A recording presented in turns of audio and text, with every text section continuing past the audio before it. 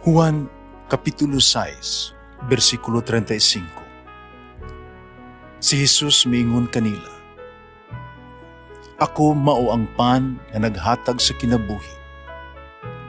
Ang muari kanako dili nagayod gutomon, ug ang mutuo kanako dili nagayod uhawon." Pan sa kinabuhi. Maglikon unta sa mong pagtuo ug gagaka kami sa pagtuman sa imong mahal nga kasuguan. Ang ginuma kaninyo, santo sa Ebanghelyo sumala ni San Lucas. Unibulong ang tanang tao sa dakong gahom sa Dios.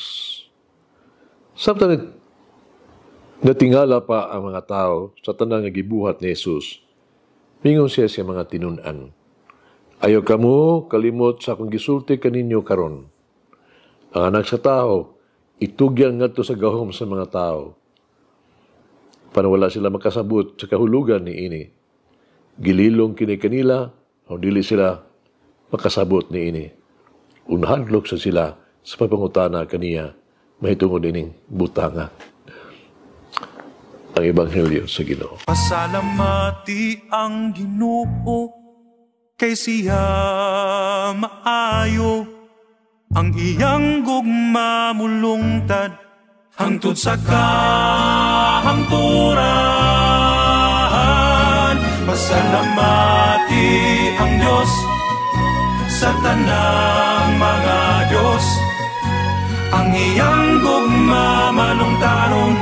Pasalamati ang Ginoo sa mga Ginoo, ang iyang gugma malungtaron.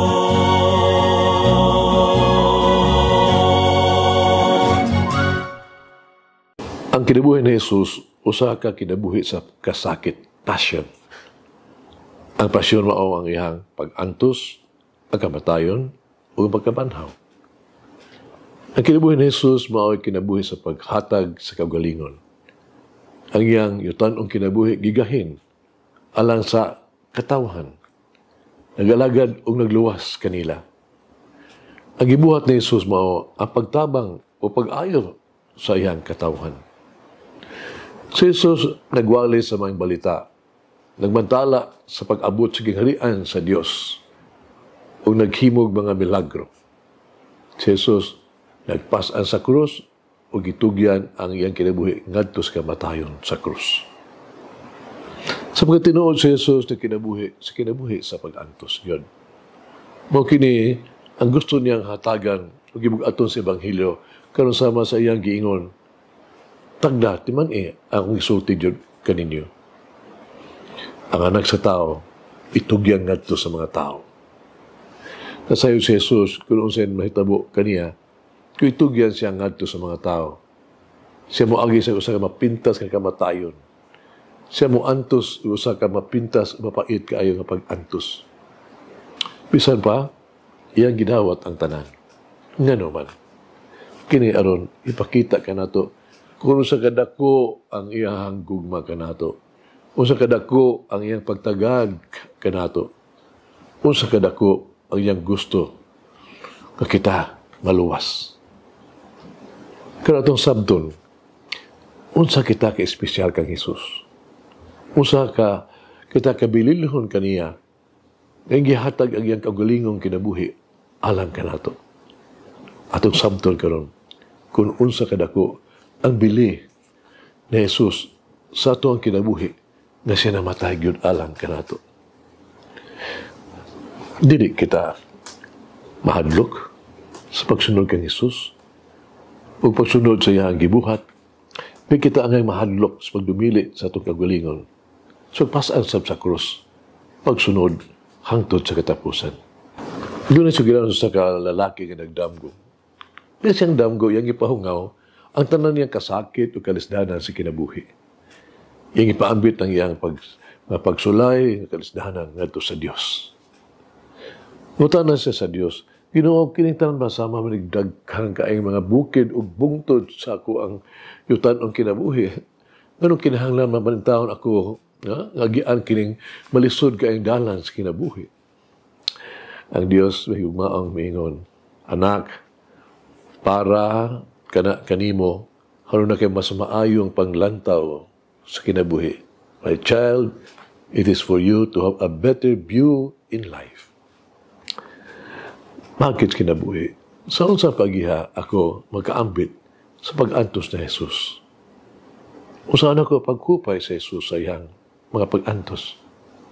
So pagiha nga ako magkaambit sa pag-antos ako ang mga minahal. So sa pagiha ako makakupay kanila sa ilang mga pag-antos usab. Mag-ampo kita. Minahal na Ginoong Jesus. Namong kinabuhi ug gugma. Ikaw kinahanglan kong angkunon o kang kinsa kinahanglan ako itugyan ako ang kaugalingon. Tuguti ako nga andam alang sa imong krus. Pagpas-an ini, ubisan pas pagtugyan sa akong kaugalingon sa pagpalansang sa krus. Tuguti ako nga andam sa pag-antos alang kanimo, sa pag-alagad ug pagsakripisyo sa tanan na naa ko alang kanimo. Tagi ako sa imong kusog, sa pagpadayon sa imuhang mga buhat din sa yuta. Ihatag ka na ko ang imong grasya, aron matuman ang imong kabubuton. Buhaton ako ang tanan alang kanimo, ipadayon ang imong misyon sa pagtubos. Amen. Mama Mary, take my hand and guide me as I enter into the twilight of my life.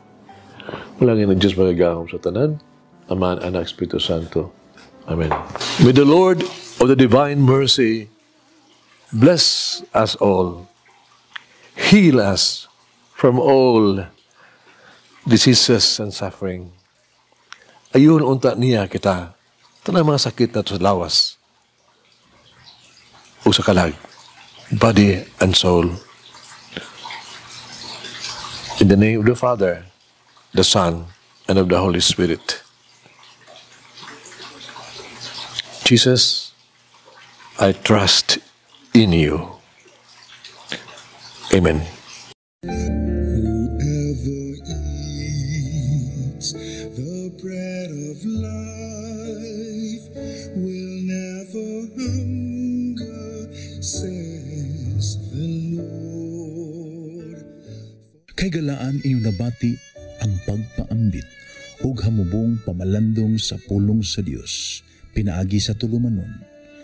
Pan sa kinabuhi nga gidumala ni Monsignor Daddy Selva. Hangtod na usab sa sunod higayon, daghang salamat.